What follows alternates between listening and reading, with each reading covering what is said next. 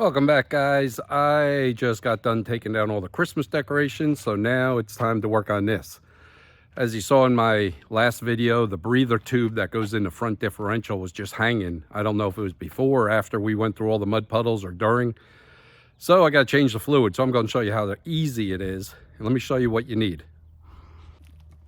Alrighty, 3/8 inch drive, socket wrench, some extensions if you need to. I've got a cage on the front of mine, like a rock protector, so I do need an extension. Something to catch the old grease or oil. I've got one brand new one. That one's open, so in case I need more, and that's a posi traction additive. Mine seem to work better since I've rebuilt them to use that, and a hose, because I couldn't find these. They sell these now in like a bag where you could just squeeze and roll the bag up and it will pump right in. So I don't have that, so I got to use the tube. That's why we have a tube. And that's all you need. That's the only tool right there. Let me show you. Crawl underneath and I'll show you what we got. First and foremost, before you do anything, make sure you can get this one out. That's the one on the front. If you have an aftermarket cover, it'll be two of them maybe, one at the top and one towards the bottom for draining. Make sure you can get this guy out, because if you can't get that out to fill it, there's no need to take it out. And then the other one, oh, where is he at? He is right there. There's the one for the drain right there, right around the corner. 3/8 inch drive, fits right in here. We'll drain it. Make sure you get this guy out first, and that is the fill. So let's get that done and we'll move on from there. All right, it is difficult getting under here with the camera to let you guys see, but we're gonna pull this front one out first, and I'll use the double extension. Oh, can't, gotta use a single. It won't fit with the bar. There you go. Just get that in there. It shouldn't be crazy tight, but you never know. If you've never done it or somebody else has done it, they might have really jammed it in there.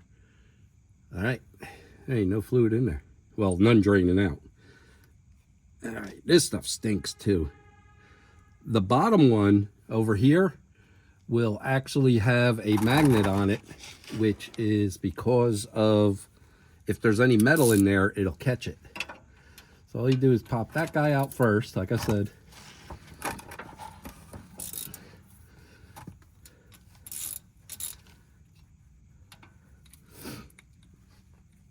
And then pop this guy out, and he should drain it.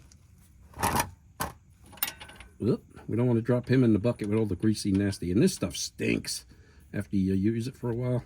Holy crap, it is horrible. There we go. It's got a little gray to it, so that's not a good sign. That means there's definitely water in there, but not a lot, because it didn't pour out when I pulled the front off, but it's definitely gray. So I may flush some in there first to flush out whatever little pieces I got in there. And let's see about the metal. Nope, just normal wear. It's just got, you know, real fine, because I rebuilt them. There's no big chunks. It's just real fine particles. That's all the gears just slowly meshing together from when I rebuilt the gears over the summer, or the differentials. Okay, of course it's going to get windy when you pull this plug. It's like an oil change. It gets windy when you pull the plug out.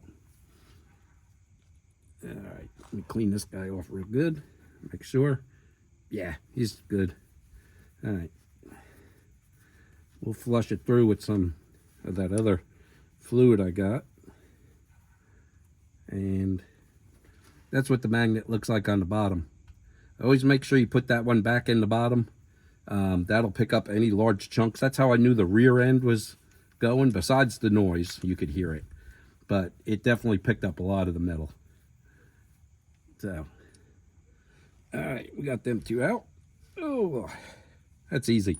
All right, I'll be back to you. All right, there's that color. It's a little gray. It's not supposed to look like that. That's water mixed in there with the oil. Doesn't look like a terrible amount,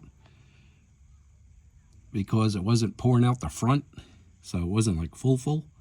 Anyway, the front differential, let me try to get a picture like this, only fills from like right here, let me get right here, to the other side. So it takes a lot less than the rear. The rear goes all the way through the axle because the seals are on the outside by the bearings.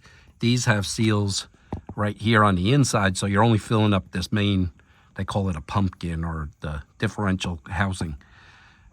So you'll take a lot less than the rear. All right, let me flush some in there.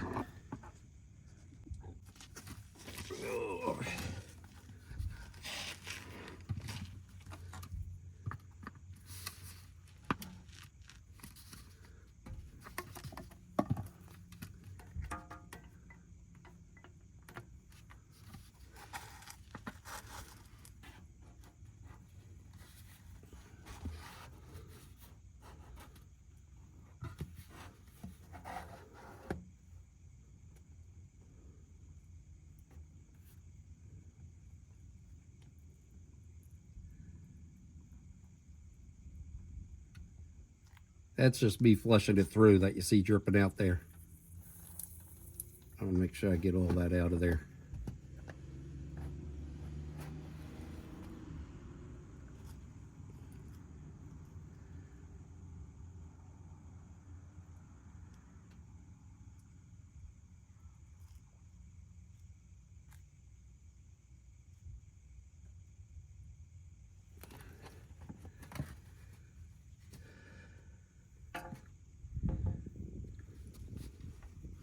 All right, that's it. Now just let my hose drain a little bit. I'll be right back. All righty, guys. It is all drained out as best it could. Turn this back to tighten.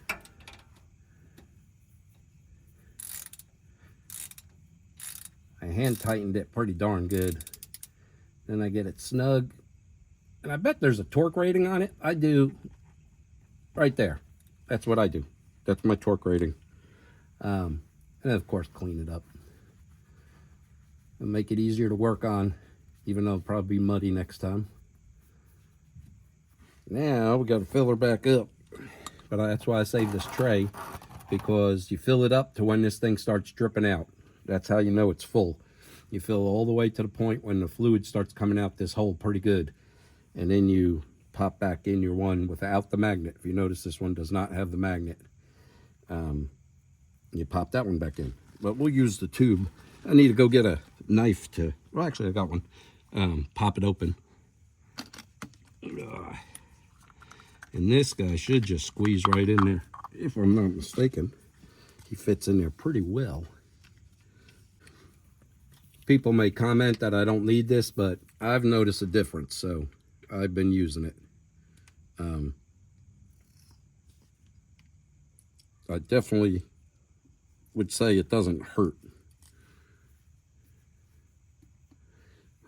This guy is not going to go in there like I planned. I thought he did. So we are going to use the straw. No big deal.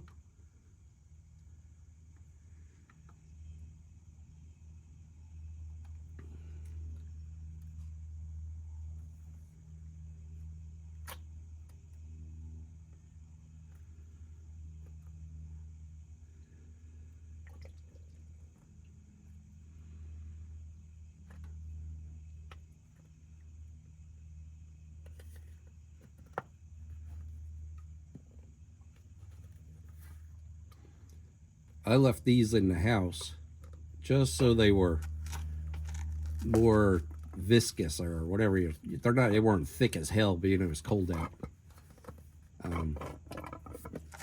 That one's empty. Not everywhere. Not that I care, it's on the driveway. This thing leaks in certain spots. But we're gonna dump the rest of that inside the oil and go from there. Hold on. Alrighty, I'm back. I dumped the rest of that limited slip or posi traction fluid in there. And now we will pour the oil in.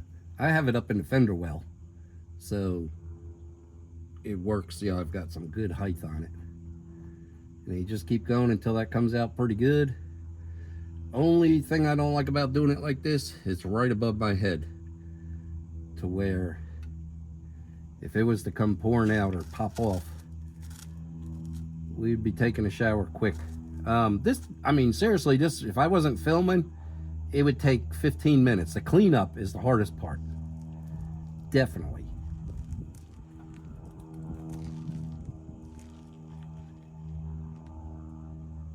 I've got the bottle, it's hard to see, but I got it up against the sway bar in my fender well, and I'm just pushing it on it because this stuff is kind of thick. I use 80/90. We do use the four-wheel drive in this. This isn't a parking lot princess. We're off-road at least once a week, as you will see in the videos. Okay, I gotta tip it because I need to get a new grab on the bottle. That's crushed in. It should take about this full bottle. Plus I have the limited slip or posi traction fluid in there also. We are almost done with this bottle. This thing ain't dripping yet.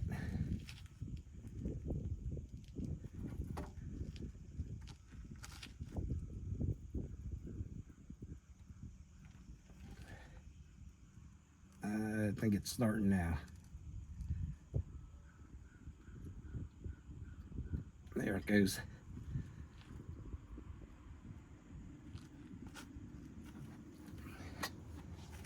That should be good right there. See it pouring out.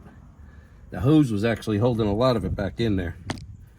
So this is where it makes a little bit of a mess, because as soon as you pull that hose out, it's going to want to pour out. I got to get that in there. I mean, if a little bit comes out like this, it's not the end of the world. You're full. And then put this back up in there.